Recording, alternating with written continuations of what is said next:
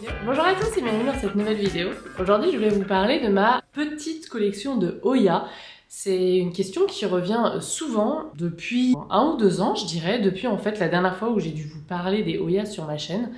Je vous avais fait il y a quelques années une vidéo où je vous présentais ma petite collection qui était déjà pas très grande.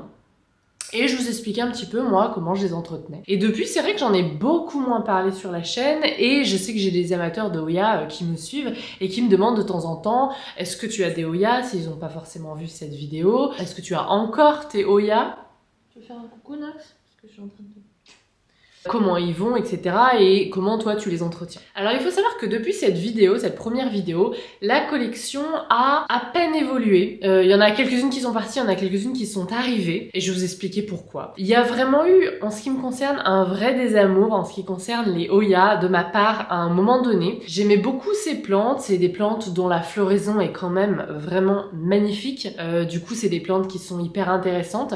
C'est des plantes qui, moi je trouve, ne demandent pas énormément de travail. Tout dépend de ce qu'on veut en faire. Et ça, je vais expliquer juste après. Et ça a été un peu l'ascenseur émotionnel. Alors, c'est remonté, c'est un peu plus positif en ce moment. Quand j'ai eu mon fils, par exemple, j'ai trouvé que c'était des plantes qui demandaient un peu de travail pour avoir de nouvelles floraisons en intérieur. Et notamment, lorsqu'on a déménagé ici au nord-est, alors que mon ancien appartement était est-ouest, j'avais quand même davantage de lumière sur certaines parties de l'appartement.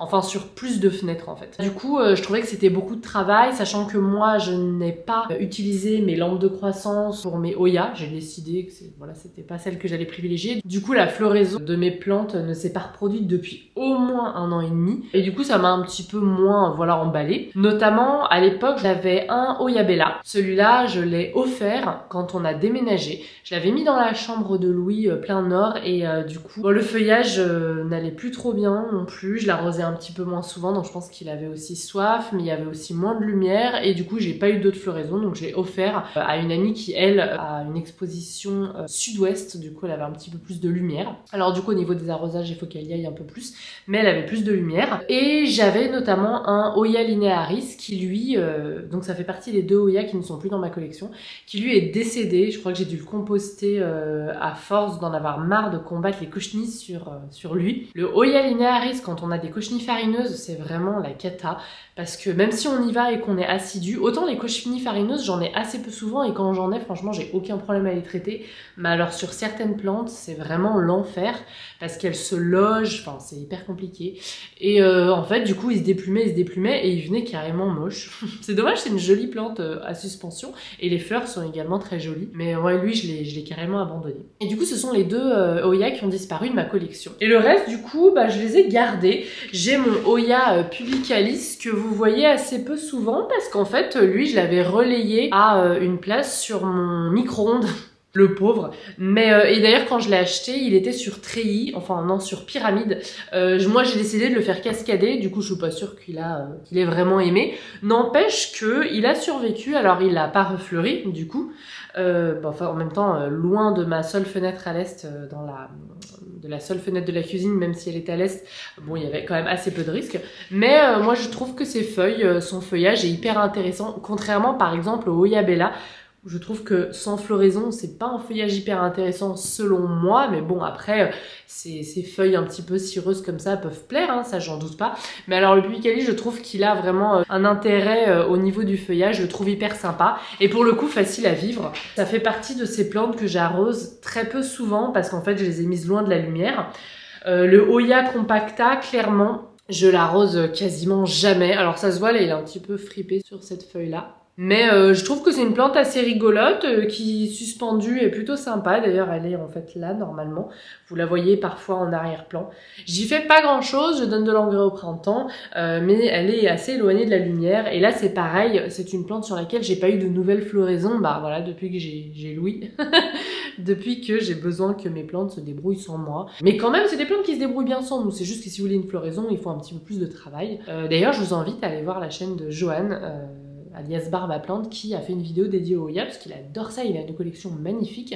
Et d'ailleurs, je pense que mon renouveau de cet amour pour les Hoya vient un petit peu de son compte, de son inspiration finalement. J'ai aussi mon Hoya Carnosa, là je crois que c'est le Crimson Queen, celui-là. Alors lui, il était pendant très longtemps sur le micro-ondes, et je l'ai redéplacé un petit peu plus vers la fenêtre, mais c'est pareil, c'est une fenêtre plein est, donc j'ai le soleil que le matin. Lui, j'aime beaucoup ses feuilles charnues, son panache, vraiment hyper facile à entretenir si on ne veut pas une floraison abondante comme moi, enfin si c'est juste le feuillage qui vous intéresse. Il est vraiment pas casse-pied. Enfin, je suis sûre qu'il y a des amateurs de haies qui doivent me dire « Ah oui, chez moi ça fleurit régulièrement et je me prends pas trop la tête ». Moi, je pense que c'est vraiment lié aussi à mon exposition et à mon entretien, mon manque d'entretien quand même. Moi, j'aime les plantes faciles qui me laissent faire d'autres choses que passer mon temps à m'en occuper.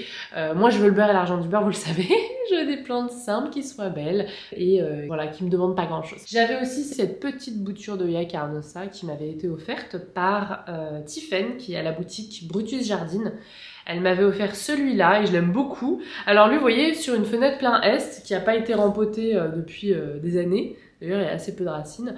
Il fait son petit bonhomme de chemin, il me demande pas grand-chose. Alors là, c'est pareil, si je veux une floraison, il faudrait que je me mette un petit peu, voilà, l'huile de coude. Mais sinon, si vous voulez un joli feuillage, c'est une plante, ouais, finalement assez jolie, assez poétique. Alors en plus, j'ai un petit pot que m'a fait une abonnée. Et Tiffaine aussi, toujours de la boutique Brutus Jardine, m'avait, celle qui m'a fait le tuteur là, donné une petite bouture deux petites boutures de Hoya Mathilde qui ont bien grandi pendant cet été, pendant notre départ en vacances. C'est le Hoya Mathilde Splash avec quelques petites saupoudrées un peu comme le Pubicalis.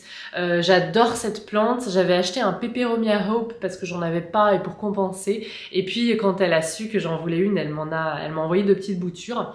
Je les ai mises dans un pot comme ça, même pas percé. Donc vous voyez, hein, je l'arrose très peu souvent. Ça va, elle se plaît pas trop mal. Alors peut-être que si je m'en étais mieux occupée, elle aurait quintuplé de volume et j'aurais eu plein de floraisons. Mais pour une plante, pas trop prise de tête et quand même hyper jolie, hyper poétique. Je vous ai déjà dit dans un vlog il y a pas longtemps que c'est clairement parmi l'une de mes petits bébés favoris de l'année 2022. Et franchement ça va. Donc clairement les Hoya, donc selon l'exposition que j'ai au nord-est, je les arrose vraiment pas fréquemment, vraiment pas. Sauf celles qui sont en petits pots, parce que bien sûr dans un petit pot, même en pot en plastique, dans le cache-pot, il y a un pot en plastique, ça sèche assez rapidement.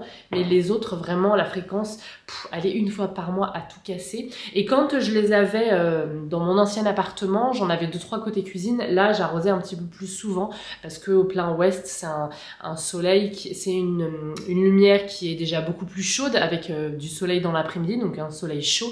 Et même en hiver, c'est un soleil, si vous êtes notamment sud-ouest, qui pénètre assez loin dans la pièce. Du coup, la pièce reste assez chaude et la lumière aussi. Et du coup, les mottes sèchent plus rapidement. Au niveau de l'engrais, je donne de l'engrais voilà, au printemps, quand elles sont en période de pousse active, parce que je trouve que c'est quand même des plantes assez longues à faire pousser quand on a des conditions comme moi assez simples, voilà.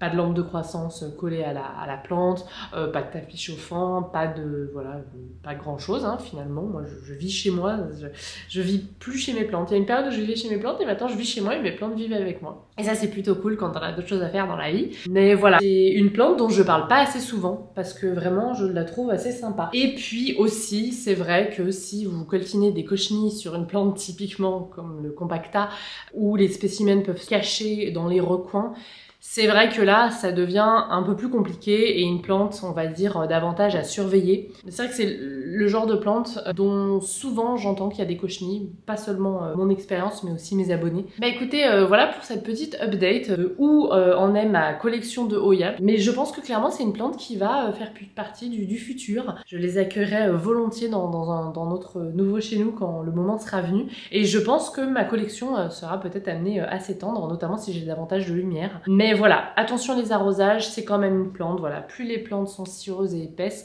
plus elles vont pouvoir résister un petit peu à la sécheresse, alors surtout si elles sont pas en plein cagnard, si elles sont comme moi, voilà, éloignées. Du coup, on fait attention à ne pas faire pourrir les racines. Écoutez, dites-moi si vous aimez également les Hoya, puisque moi je les aime à nouveau, je vous ai dit, c'est un peu fait comme ça.